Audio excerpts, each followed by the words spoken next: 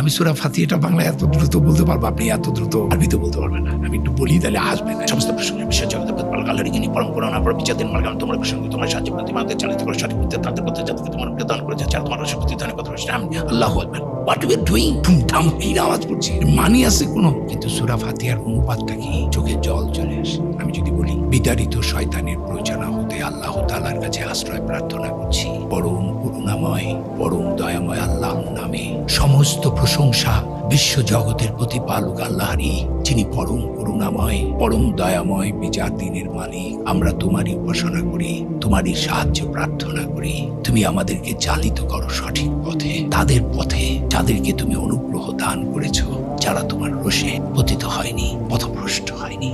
আমিন। আউযু বিল্লাহি মিনাশ শাইতানির রাজিম। বিসমিল্লাহির রহমানির রহিম। আলহামদুলিল্লাহি রাব্বিল আলামিন। আর রহমানির রহিম। মালিকি ইয়াউমিদ্দিন।